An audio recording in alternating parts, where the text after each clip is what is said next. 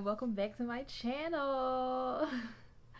So I know I've been going for a super duper long time. Okay, I'm sorry. Actually, I'm not sorry because I took some time off for me. Before I get started, disclaimer number one: if y'all hear like collars and scratching and voices in the background, my little cousin is here from college. Well, he goes to Jackson State and he is always at the house instead of his dorm. My dogs are running around, and I'm raising two kittens right now for adoption. So yeah, please excuse the mess in the background. This video, listen, I have not recorded in such a long time. Like literally, I got my hard drive behind me. I got an extra microphone right here. It's a little dirty over there. Like I literally have not recorded in such a long time because I just haven't been well mentally. So like I'm in a great place right now. I'm in a great space. I felt good enough today to record, and I know y'all want to see the body for those who haven't, and it's just time that I do like a whole spiel about since I went to Miami. I do have a vlog. For whatever reason I can't get it to upload to my vlog channel, so I'm gonna try to upload it again to my main channel. It's really long. It's on my extended hard drive, and I can't get it off. Like I don't really know what the problem is, but I'm gonna try one more time to get it on there. If not, like just if it randomly pops up on my channel, just know that's what that is. I have been trying so hard to get this one vlog like off my hard drive. As usual, before I get into the nitty-gritty, make sure you follow me on Instagram. I can't talk. Make sure you follow me at Instagram. I'm Hannah Burnell W at Instagram. On Instagram at Hannah Burnell W, and same name on Twitter. So yeah. So the first and foremost, I think I want to start off by saying that I am 3 months and 2 weeks post-op, and it has been a time. So I have my notepad, so I'm just gonna be going off some of my notes for some questions that people may have, or some things that I just feel like folks should know from my experience. So firstly, I'm going to talk about my pre-op situation. So my surgery and my pre-op date were the same day. I do not recommend that. I recommend that you book not on a Monday or Tuesday if you're going to go to Mia Aesthetics, because they might pre-op you that morning and your surgery will be like an hour after your pre-op. Very much so ghetto. Didn't trust it in the beginning, but I mean everything worked out. So I did my pre-op the same day as my surgery, which all I really did was sign all of the rest of my paperwork. I went over all the receipts for my payments. I did my last of my urine test, and they would do pregnancy test you again on the spot, and they do a drug test for marijuana, and then they do a test for nicotine. So yeah. Okay. So I don't know if I passed on my test or not. I mean, obviously I passed my pregnancy test for sure, and I'm pretty sure I passed my nicotine test, but I don't know if I passed any of my other tests, if you get what I'm saying. But they do all the tests. They make you sign all of the not waivers, but all the contracts, basically saying if you fail your test, they're going to you're gonna have to pay a fee, basically a fine, and you're gonna have to reschedule. They also do all your IVs and stuff. Like they give you a little bit of fluid, and then after you do that, you literally just walk straight to the operating room and they put you on the table, and then you do your anesthesia. But I'm getting ahead of myself. So right after I did all my tests, I waited for a few minutes, and I got my first IV, and I met with my surgeon. So I met with Dr. Georges. I really didn't have any wish pics on my phone because I just really didn't know what to expect. I had a couple pictures that I had literally saved like while I was in Miami, because I got there 2 days before my surgery. And I was like, oh, okay, these pictures are cute, or these butts are cute, so I'm just going to save them on my phone. So I met with him. He asked me if I had pictures. I showed him like the 2 or 3 pictures I had. He actually had pictures on his phone to tell me, to show me like realistic expectations, especially for my body type. But he did say that I had like a really nice frame to work with.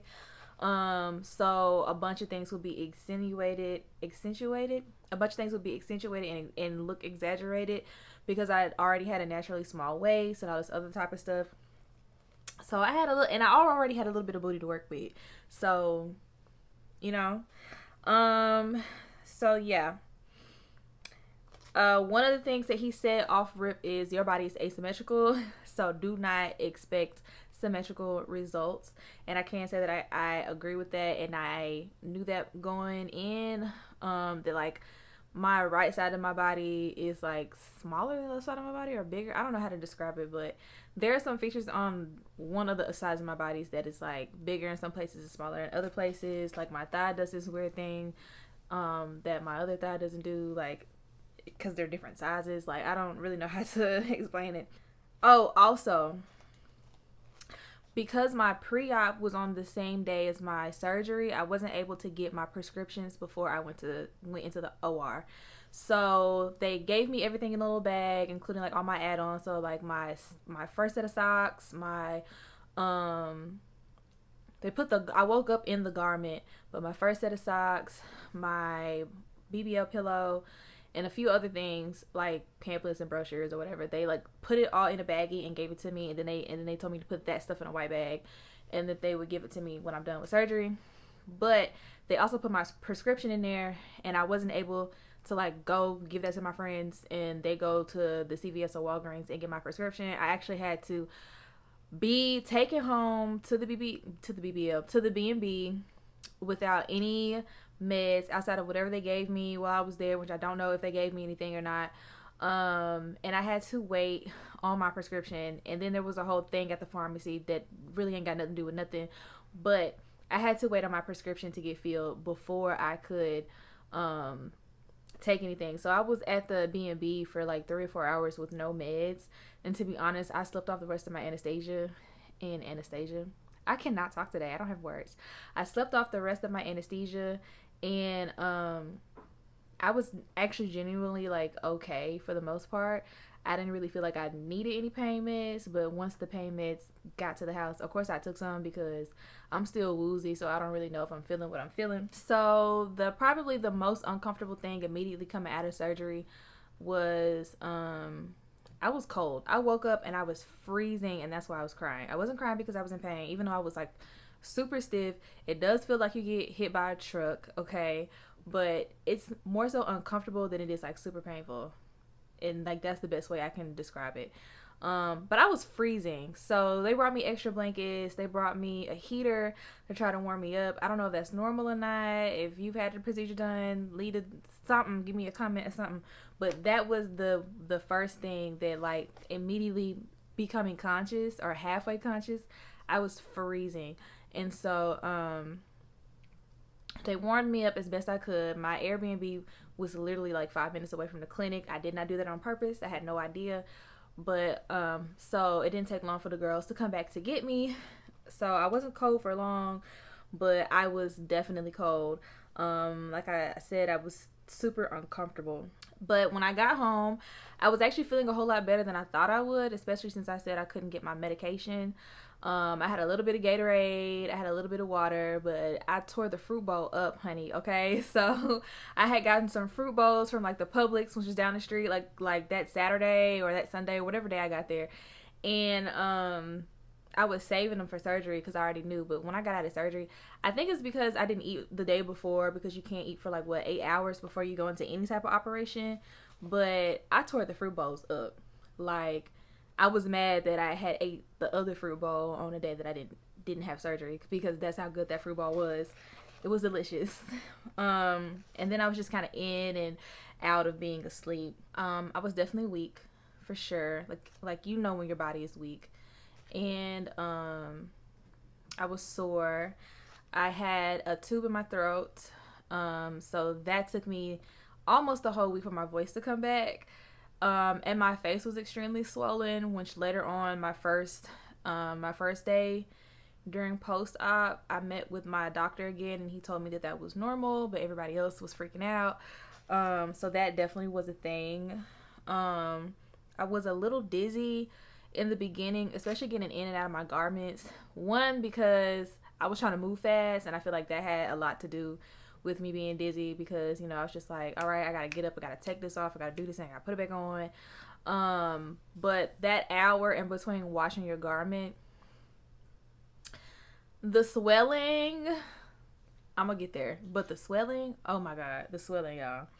So from days 2 to 7, so those were the first 2 days. Well, that was the first day technically, but from days 2 to 7, because I stayed 10 days in Miami.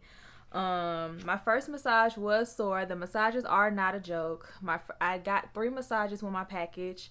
So the first massage wasn't a joke. I don't think I could finish it, but it was like as soon as I took my garment, because I didn't. Also, my garment was black, so initially I couldn't tell how much I was bleeding until I actually looked at the puppy pads in the bed and was like, wow, like I'm really draining. But my first massage I wasn't able to finish only because of how they kind of had me sitting up on my knees, and my knees were really like sore and weak. So I wasn't able to finish my first massage, but just seeing like all the fluid come out of my body honestly was like super fascinating. I was trying not to look, but that thing right there. The second 2 massages were not as bad, and I was able to finish them. I wish they would have given me the option to stand up, because that would have been a whole lot better for me. And they probably would have been able to like really get in there the way they wanted to. But my nurses were also, well, my massage therapists that work with the clinic were short. So I understand me having to stay on top of the table. I was definitely sore and stiff and weaker the longer I laid down. So I do suggest maybe getting up and walking like every hour, versus what I was doing was just kind of like taking my pain meds and being dead for the rest of the day until I was like up. And when I was up, that's kind of when the girls made me get up and walk around. But the longer I stayed down, the harder it was for me to get up. But once I was up, getting up and down wasn't the problem. But definitely like having to push myself off the bed from being or laying face down was tough. I had some days where I couldn't do it by myself and they had to help me. And I just wanted to add a note, and literally this is what I've been telling everybody. My period came on in the middle of this. I don't know if that's normal or not. I do know a bunch of girls were like pack pads because it's going to do something to your body and it's going to make your period come on. I still don't know if that's factual or if it was just my time, honey, because it was round about the time. It's almost time now. I have this big ugly pimple on my face because it's time. But I didn't pack any pads because I just knew I was good. I did end up having to get some, but I felt my cramps over everything else. And at first I wasn't sure, especially because I'm all like wrapped and bandaged up. But at first I wasn't sure if I was bleeding. And then, I went to the bathroom and I was like, oh no, okay, that's definitely period. But I was cramping over my body pain. So my cramps hurt worse than post-surgery whole body hurting, if that makes sense. The girls did try to feed me really good, really healthy, like baked chicken, red beans and rice, that type of stuff. I really didn't want any real food the whole entire time, and like you kind of have to eat, so they were kind of making me eat, but I really just wanted fruit bowls, like mangoes, pineapples, that type of stuff. Like, go get the fruit bowls. That's all I really wanted the whole entire time. But I was really trying to eat. I wasn't drinking a lot of water, but I was trying to finish as much water as I could. We did get a case of water. We didn't go through the whole case of water, so we did end up leaving like half a case at the B&B. But I drank like 2 core waters, and which were delicious. I had never had them before, and a whole bunch of other like regular bottled water, yeah. And I had some Gatorades. I knew I couldn't drink all of the Gatorades because sugar, so I think I only bought like 2 big bottles of Gatorades, and we poured them in a cup or whatever, and I would drink them like that. But I did have Pediasure. Is it Pediasure or Pedialyte? Pedialyte. That's the flavorful one. Pediasure is the milk, right? I did have Pedialyte. I literally just said that. I did have Pedialyte. Completely disgusting, but I would mix it with my Gatorade and other juice, and I would get it down. So I had my electrolytes. So going to the bathroom is probably one of like the biggest things that I didn't know about. I didn't know how it would work. Other girls talked about it like it was a time and a half, but they made it work. The only day I successfully peed out of the funnel was literally the first day. Don't know how I did it. I don't know. I don't know. Every day after that, I literally peed on myself. Like, I was peeing out of the funnel, but it wasn't all going out of the funnel. I don't know if it was because, like, it was just a lot of pee, and I wasn't holding the funnel right or whatever. Like, I'm being like super vulnerable, super TMI right now, but literally I peed on myself every day. Every day I had to take my phones off because they were soaking, and I had to wash my phones and wash my garment and get it back together. So it got to the point where I would just take everything off and pee and then put everything back on to keep from having to take my garment off as much. But I would just take everything, and so my first garment zipped on the side. So that was another reason why it wasn't like a super big deal that I had to take my garment off all the time. But I could not figure out how to not get the pee into the foams. Like I would pee and it would get into the garment, and then the foams would just soak it all up, and it was just a wrap. Like even now, I ordered foams and they gave me foams, and they were all white. All of my foams are brown now, not because of the pee, but all of my foams are brown now. They all changed colors. So, sorry, TMI. All right. So, coming back home was probably the biggest thing for me. One, I didn't want to be one of them girls getting caught on Instagram looking crazy, but I did go to the airport in my faja. I got my stage 2 faja while I was there. I got it from a Colombian shop, and it was tight, but I could fit into it. So, I basically flew home in my phase 2 because it looked more like clothes, and put a sweatshirt on top of everything because my phase 1 just had too much exposing and stuff. So I put my phase 2 faja on to fly home. I had a really long so one of my homegirls left earlier than the other one. We ended up leaving on the same day because she stayed to help me, but her flight was earlier than mine, or I think our flights were both kind of late, so we just decided to go to the airport early, especially because we had to return the rental car early. So we just ended up staying in the airport for like 2 hours in 2 different terminals, texting each other like, what's going on over there. But once I got through TSA with my garment or whatever, because they literally tried to hit me up because I don't know, the guy was like, I didn't think I was supposed to like wear those as clothes, and I was just like, well, how else are we supposed to wear them? So I put my garment on, I went through TSA, I checked my bag because I didn't fly with anything there, and I wasn't flying with anything back, so I checked my bag, and they gave me a booty pillow, but I also bought one, as y'all seen in my other videos. So I was just kind of like up and down on my booty pillow, like on my knees. I used the pillow to cushion my knees, and I would just be like up and down. Like I would stand up a little bit, I would sit on my knees and like use the chair as a seat, as a table, or I would lay down. I would watch some things on Netflix, and that's pretty much it. Now, between both of my flights were very, very short. They were about 45 minutes to an hour.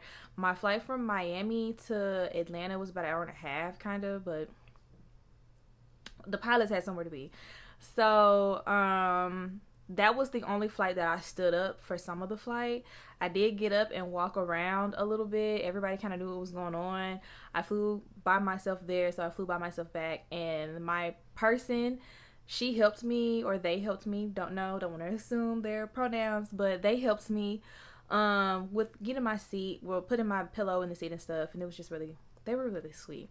So I did get up and move around a little bit on my Miami to Atlanta flight, but I didn't really move around on my Atlanta to Jackson flight, and I was very much so nervous about that because I did sit down for a long time on the pillow, and I hadn't quite got the pillow situation together, and also everything was hurting.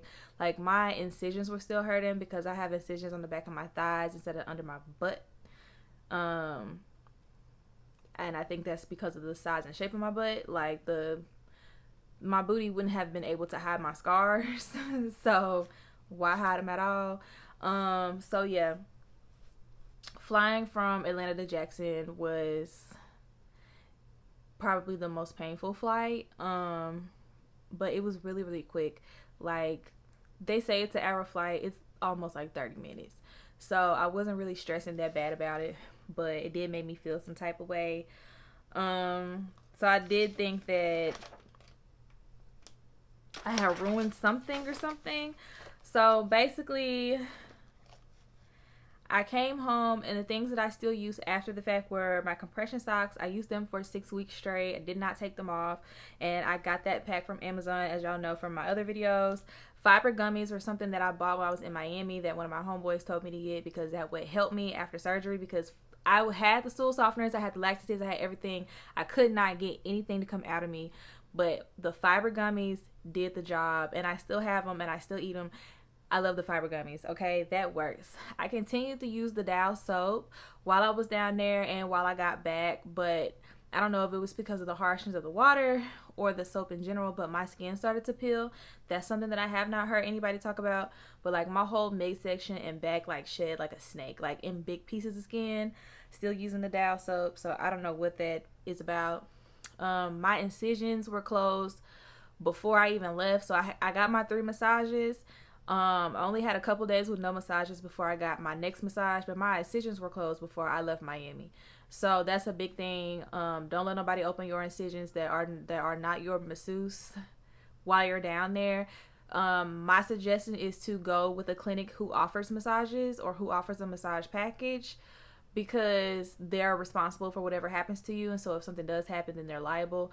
But like if you get some type of infection or something, and somebody did get an infection while I was there, and they had to open her incisions, and she was screaming. Okay, so try your best to get your 3 or 4 massages while you're there, but don't have nobody else open your incisions, because you can still get that fluid out without them having to open your incisions, because that's basically what the rest of the massages are for that you get after that. They recommend that you get 8 to 12 massages after your procedure.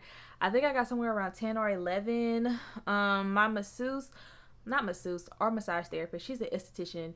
She wanted me to do an additional 8, and Hurricane Ida kind of messed that up and got me completely off schedule, so I haven't gotten any more massages, but I did do a bunch of research on self-massages.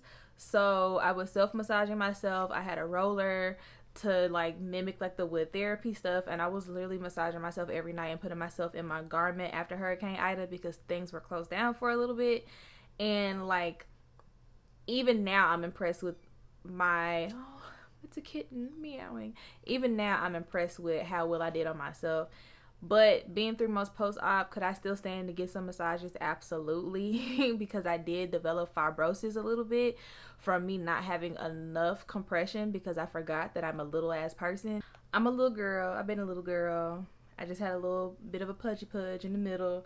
But I also was not expecting the swelling to go down the way that it did. I thought I was being safe by waiting almost 2 months before I bought jeans, because I had to go back to work, and I bought the jeans. And now that I'm 3 months post-op, I do still have swelling in my back, but now that I'm 3 months post-op, those jeans are not too big in the jean, but the jeans that I was wearing before I had surgery, I can't fit those either. So I'm still figuring out clothes. I haven't bought a ton of clothes, but I'm still figuring out clothes, because at one point in time I thought it was going to be a medium, and then at one point in time I thought it was going to be a small, and now I literally don't know what size I am. I haven't been places. I haven't bought underwear, so I'm literally only wearing thongs. That's also TMI, but like I haven't been able to figure it out. Like I haven't been able to figure out. I haven't measured anything, so I don't know what size I am. So because the swelling is mostly still in my lower back now and a little bit around my midsection, I do use a waist trainer now.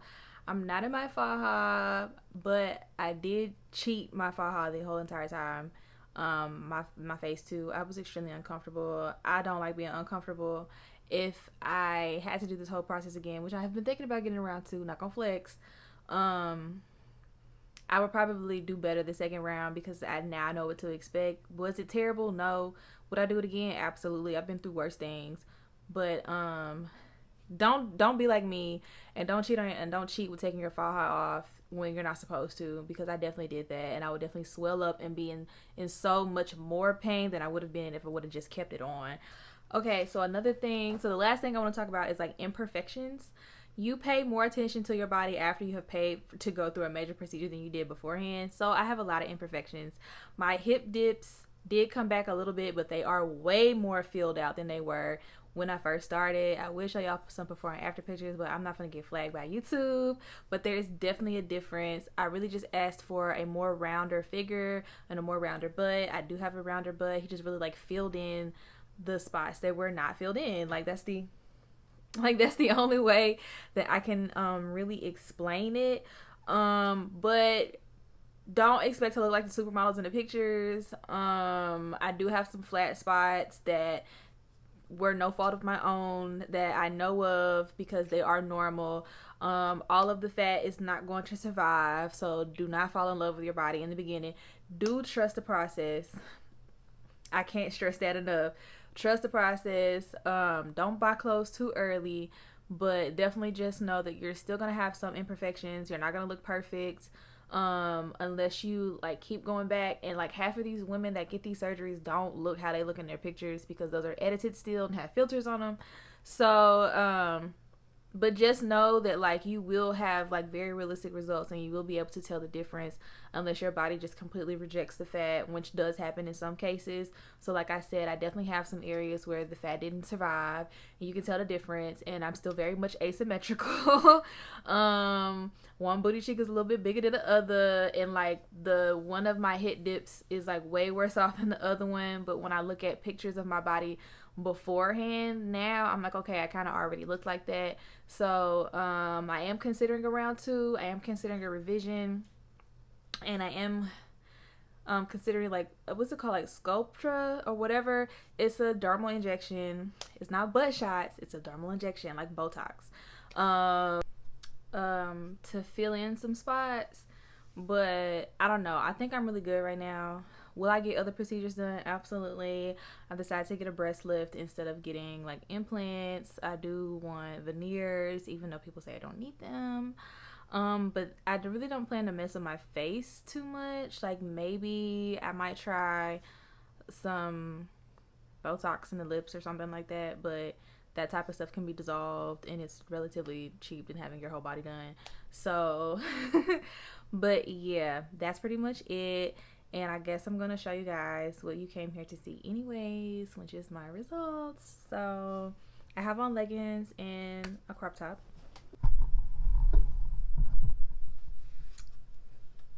So this is my waist now. And this is my butt.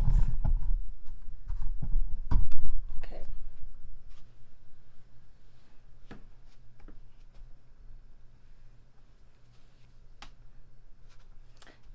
10 out of 10, highly recommend. Would do it all again. Okay. So that's pretty much it. But yeah, that's pretty much it. Second reminder to leave a comment, like, share, all those things. Follow me on social media, and I will see y'all when I see y'all. Bye. She's a